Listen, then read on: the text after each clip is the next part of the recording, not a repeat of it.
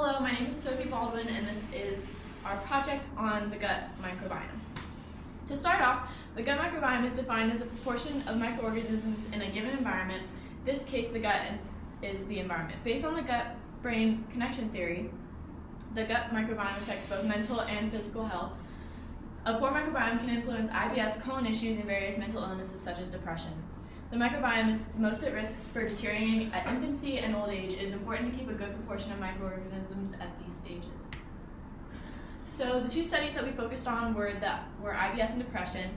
IBS, we looked at Andrew Schreiner's research and it showed that the gut microbiome is correlated to diet, environment, and several aspects of health, including obesity, diabetes, and irritable bowel syndrome.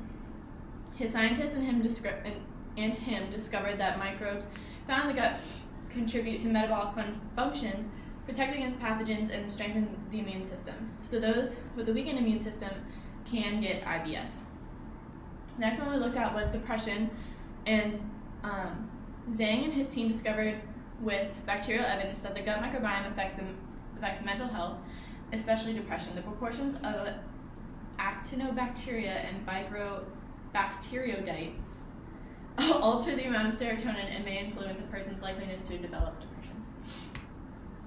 So our question and hypothesis, our question was, how does age affect the gut microbiome? And our hypothesis was, as age increases, the gut microbiome becomes more stable and there is less risk for poor gut health. However, when the organism goes into the end stages of life, it deteriorates again. So our rationale was, as infants, our gut microbiome is only developing, so it is at risk for disease. Meanwhile, we grow older into the end stage of life, the body begins to deteriorate, and so will the proportions of the microorganisms, meaning that the medium stages of life are best. So our methods and materials, the two animals we looked at were both flat-coated dog, like retrievers that were dogs. The first one was Hoshi. She was 6 months old and weighed 50 pounds and was not sexually mature. She was fed Mother Hubbard biscuits, table scraps, yogurt versus dry food, and grass. And she's a niece to our second animal, which is animal 308. Her name is Nova, and she weighs 50 pounds, fed Mother Hubbard biscuits, table scraps, yogurt versus dry food, and grass. She's 4.5 years old. So for our materials and methods, again, week 1, we gathered DNA from the fecal samples in order to use the QIAGEN kit and Zymo kit to isolate and concentrate the DNA. The QIAGEN kit is specifically designed for the isolation of DNA from fecal samples. To do this, we added a buffer solution to prevent the DNA from degrading and to bind the DNA to a filter within the small column. We washed away impurities by using a series of washes, the wash buffer AW1 and wash buffer AW2. Then we transferred the buffer ATE into the columns to disrupt the bonding between the column and the DNA. To guarantee DNA isolation, we use the following solutions: inhibit EX buffer, buffer AL, lysate, wash buffer AW2, proteinase K, ethanol, wash buffer AW1, and buffer ATE. Then the Zymo kit is used to concentrate the DNA 10 times the initial amount of DNA.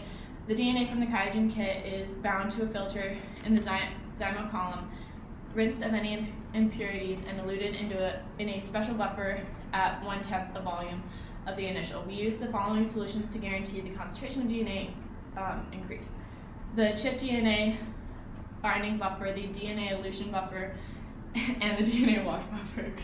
So for week 2, we isolated and concentrated DNA from fecal samples from specific animals.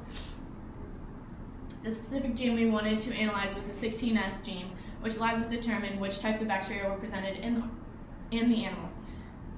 It has 9 variable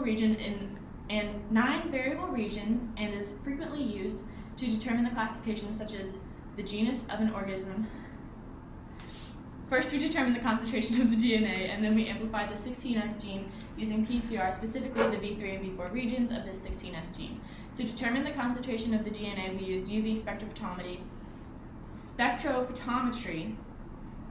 because DNA absorbs very well at the wavelength of 260 nanometers.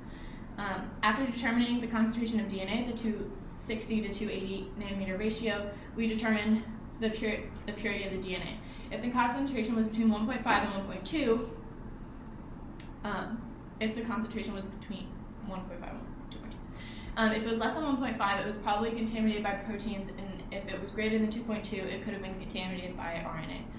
We added a series of solutions which added to the necessary components for PCR to occur: primers, nucleotides, and DNA polymerase. The primers had to bind to the targeted sequence of DNA before the DNA polymerase could bind and begin adding nucleotides to the 3' end of the primer. To begin the PCR process, the temperature of the DNA must be raised to 95 degrees Celsius. After the primer is bound to the temperature of the solution, we decreased it to 72 degrees Celsius so DNA polymerase could bind and begin synthesizing. To make the PCR reactions, the solutions were put in a thermocycler. Each cycle of the PCR potentially doubles the number of the target molecules. Then for week 3, we checked to make sure the PCR reactions from week 2 were successful using the gel electrophoresis. Electrophoresis relies on the charged particles in a solution to migrate in an electric field. The DNA migrated from the negatively charged electrode anode towards a positively charged electrode cathode. The DNA molecules have a negative charge because of the phosphate groups in the backbone, which causes the DNA to migrate towards the anode. We can calculate the size of the DNA fragments by the distance the DNA molecule travels and is inversely proportional to the logarithm of its molecular weight. The expected size of the amplicon was to be about 550 BP. After the PCR, we had to clean it up by removing the components of the amplification PCR buffer, magnesium, DNTPS, and enzymes. Then any unused forward and reverse primers. The Agincourt AM Pure and PCR cleanup systems theory is the double-stranded DNA will be bound to solid magnetic beads. The single-stranded DNA with the primers will be washed away with solutions and other impurities. Then we determined the nucleotide sequence of the fecal samples in a large mixture containing all the other student samples. We had to mark our specific samples by adding the last 2 digits of our animal-specific number. We ran the index PCR for 8 cycles since we tried to add a short sequence and instead of making a large number of amplicons. Then for week 4, all of our previous data was lost and we had to use the past semester's data to finish. The Agincourt AM Pure XP kit is used to remove the components of the amplification PCR buffers and leave the DNA, which was binded to a magnetic surface, to minimize the amount of DNA that was lost. We used a fluorometric assay to determine the concentration of the amplified sample after the impurities were removed. We did not use UV spectrophotometry because it cannot determine the difference between proteins, RNA, and DNA and would result in a higher concentration value than what it truly was. In contrast, the fluorometric assay can target a specific nucleic acid and give accurate concentration values. Then for week 5, the data we received contained the results of the gut microbiome's diversity at the following levels: kingdom, order, and genus. So, the UV absorbance spectrophotometry results were, for our older dog, which was number 308, the concentration was 29.7 nanograms per microliter, and at the 260-280 ratios, it was 1.67. Then for our younger dog, which was number 307, its concentration was 15.8 nanograms per microliter, and at the 260-280 ratio, it was 1.84. The DNA ratio should be approximately 1.8, which indicates the DNA concentration is good. The 260-280 ratios of 1.5 to 2.2 are considered to be within the acceptable range, and both of the dogs were found within this range. Using the concentrations determined from spectrophotometry, we calculated the amount of DNA that will be put into the PCR reactions. So these are the number and quality of reads for each sample. Our first one was the 07E307, and its total read was 2,687. And the reads passing quality filtering were also 2,687, which means that it passed the quality filtering at 100%. Then our next one was the 07E308, and its total reads were 18,028. And then its reads also qualified for 100%. Then our positive 3AP was 2015, and it also had 100% quality filtering. Finally, our negative control 3DN was 98, and it also had a 100% quality filtering.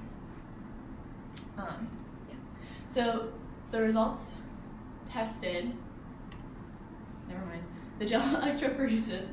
The gel electrophoresis was done to check the products of the PCR reactions. The control shows where the band should be found if the PCR reaction was performed correctly to isolate the 16S ribosomal gene. The negative control showed DNA present, which indicates there was contamination. The dog DNA didn't show up, so that means that there was not enough DNA present to make a band, which is right here.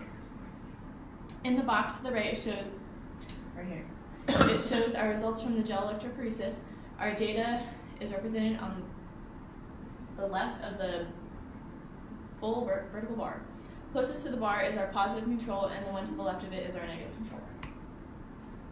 So our kingdom level, right here, this graph shows the percentage of classified bacteria shown up in the reads at the kingdom level.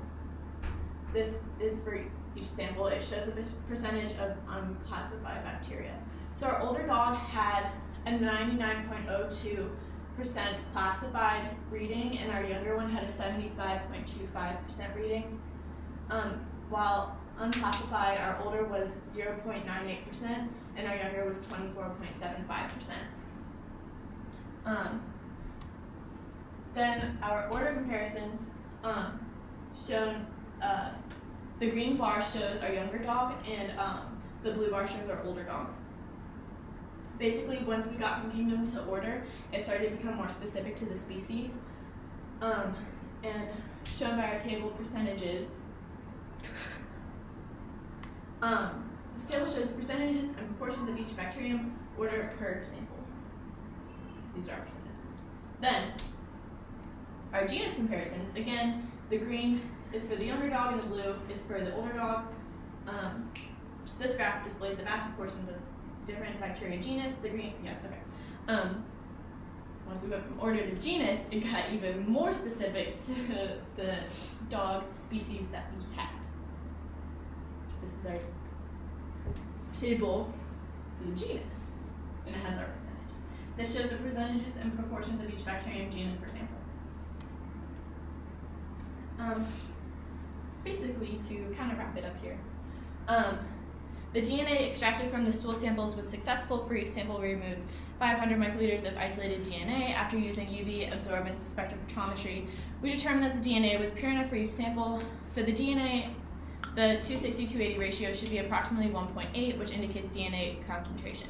260-280 ratios of 1.5 to 2.2 are considered to be within the acceptable range. The older dog had a ratio of 1.67, and the younger dog had a ratio of 1.84, meaning both of the samples were found to be within the range. The gel electrophoresis was done to check the products of the PCR reactions. The control shows where the band should be found if the PCR reaction was performed correctly to isolate that 16S ribosomal gene.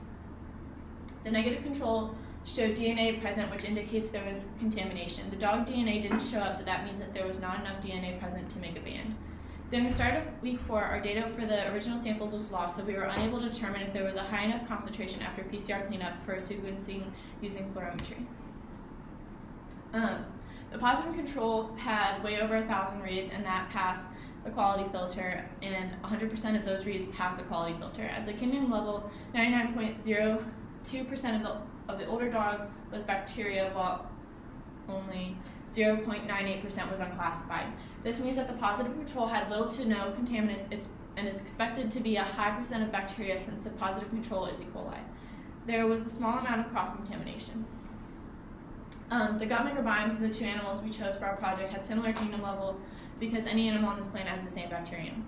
As we get to order, it becomes more specific to the species. Finally, the genus level becomes vastly more specific to the species, and then the percentages became more specific as we went down from order to genus.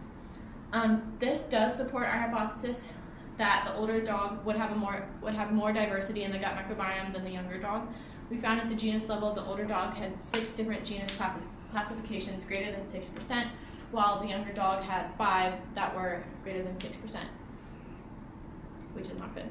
At the order level, the older dog had 4 order classifications that were greater than 6%, and the younger dog also had 4 classifications greater than 6%, but they were lower percentages. Thank you.